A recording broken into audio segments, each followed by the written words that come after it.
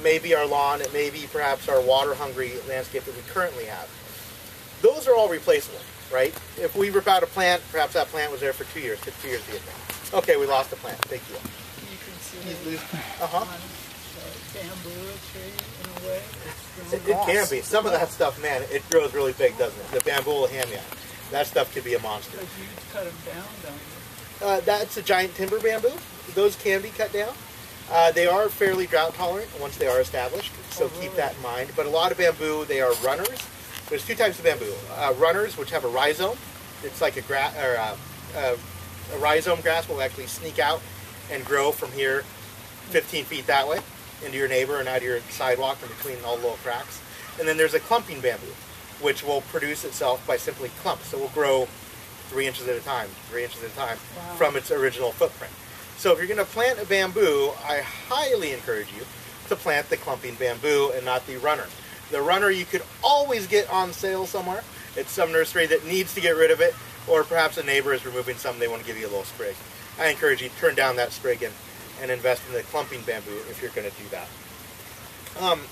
I was headed towards irrigation. That's what I was referring to. Our trees in our landscape.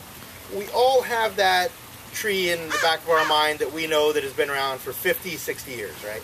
And perhaps the tree we grew up in our backyard we used to climb. We also know that some trees, in the urban environment, we get about 30 years out of a tree due to construction, due to people moving, compaction, what have you. The trees that took 30, 40 years to grow on that piece of property have a higher value than perhaps the 1 gallon plant that we planted last year's growing season. Or perhaps the lawn that was planted, 500 square feet. So as this water crisis goes on, we want to pick and choose what we're going to put our efforts towards. When I say efforts, I'm referring to water.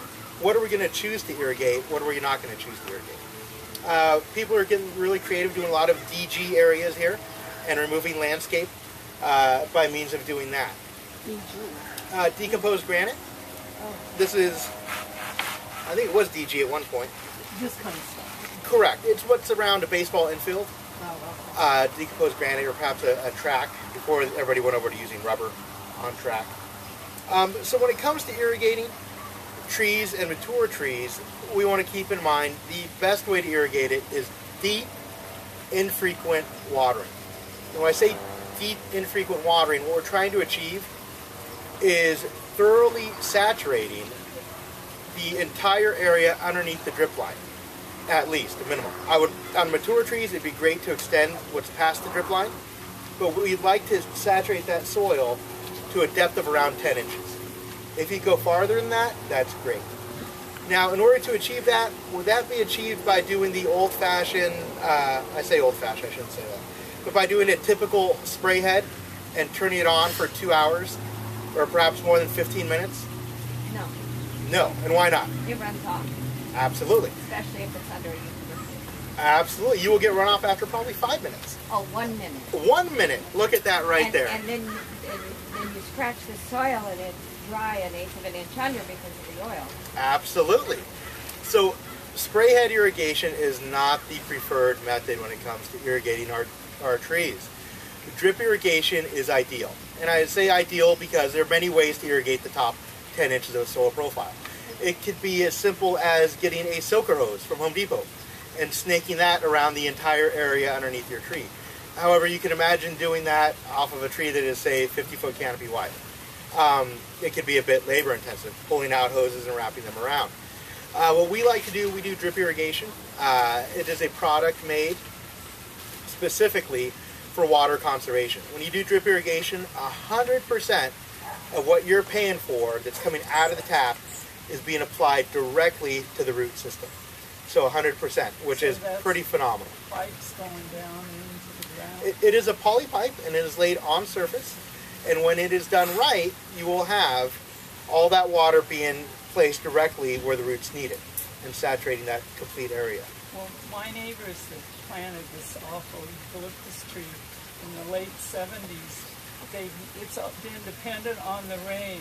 And since we've had these 2 years of drought or more, how long can one of those trees survive without any watering? Yeah, that's a pretty involved question.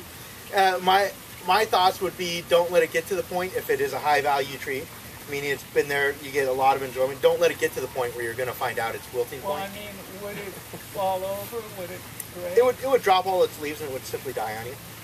Yeah, because when we get rainfall, what happens is, in a sense, it is irrigating, or it's not irrigating, it's providing water underneath that entire tree at a rate that is beneficial, where we're not getting runoff. Now, of course, if you live on a slope, you're going to get runoff. Malibu, we see it all the time, stuff flooding off the hillside. But typically here in the South Bay, water hits the soil and it naturally percolates down that, say, 10 inches of soil, slowly feeding all those absorption roots. So ideally, in the hot summer months, if we could get a long drip twice a month on our larger specimen trees, that's ideal, enough to irrigate the top 10 inches. So in some soil profiles, that could mean opening up your drip system for an hour. In others, that could mean opening it up for 6 hours and letting it slowly drip there. The sod can be replaced from the time they put a seed of grass down to the time it hits your door in the form of sod. It's about 30 days for them to grow that. A large specimen tree, 20, 30 years, possibly more. So we want to keep in mind the value of the trees that we have and steps we could take before they really start to feel the effects of the drought. So that's another simple way. Something that has impacted our water cycles, pavement, concrete. There's a lot of impervious pavements out there that are out there, asphalt, what have you, driveways. Whenever we apply mulch or keep areas as much softscape as possible, that's better for our trees. So keep that in mind if you're pouring a patio. We can even harness water through catchment systems to promote, better water placement in our yards. There's all sorts of rain gardens now. North Redondo Beach, they're on Artesia and I want to say Green Lane, that library they just redid, tiny little library. But they have a really nice rain garden there. If you guys notice, all that water collects in the rain garden catchment system there, where we're constantly recharging the soil there. The North Redondo Beach Library, it's on Artesia Boulevard and Green Lane. And so previously, the way LA or Los Angeles has evolved, back in the 50s, 60s, there was a large surface area of soil profile. Well, since then, we know that concrete has been poured all over, not just in our private yards, but in larger areas as well. And what that does is, when it rains, we get a rain event, all that water gets collected, it gets placed in the LA River. The LA River dumps out in the Pacific Ocean. Even on a smaller scale, the next rain event, I'm not sure if anybody has had the opportunity to do this, I did it a couple years ago.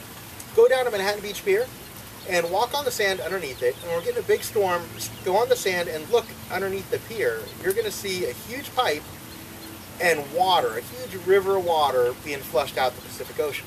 Now that water's got to go somewhere, and obviously the way all of our gutters work and everything, it's all being displaced out there. Previously, that water, when it would fall as rainfall, it would hit soil instead of concrete, and we would naturally recharge our groundwater supply.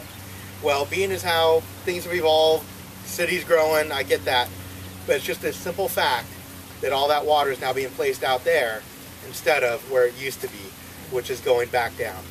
So that's just, and as it goes out there, we know it's collecting all the herbicides, pesticides, feces, what have you, and then surfers can't go surfing because they're getting, bacteria and hepatitis C and the cough and all sorts of stuff because we're polluting it. So what can be done about it?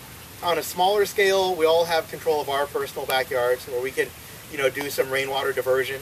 We could do some, it's called eco boxes, where instead of putting that water out to the concrete, to the driveway, it could be displaced back to our groundwater supply. So that's eco boxes. Are they in the ground? If I could describe it, the best way to describe it, they'd be milk crates. We all have the concept of milk crates when we were kids. We could stack them, play on them, create steps. Eco boxes, what they are, it's a box that simply, to put it simply, it creates space for water to go through. So what we do is we do rain catchment systems where they will wrap them in geotextile, and it will, instead of draining that water to the street, it will drain into a section of lawn that is about 4 feet by 4 feet. We did one in my backyard. And what that does is it creates a way for that water to be displaced and naturally percolate back down to the soil profile. Once they are installed, if they're installed properly, you can drive a car over. The city of Hermosa Beach, probably about 3-4 years ago, maybe 5, they won awards for all the LEED credits they got from the sand there. They have thousands of those, I believe, and they drive tractors over them. The what credit? I believe it was LEED, L-E-E-D. It comes with construction. Basically, you're doing Okay. stuff what's best for the environment, green Stands building. for Leadership in Environment and Energy Design. Okay. Thank you very Thank much. thank you. I was in interior business for decades. Now I'm- Okay. Very good. Helpful. Thank you. They are trying to create one for now landscaping. Creating. A lead. Oh, really? Specific. Yeah. Interesting. Okay, I'll have to keep posting on that. But yeah, so there are ways that us individually, where we could do stuff on our personal properties that will help create a better environment for all of us around. So let's see. Well, I had Uh-huh. about how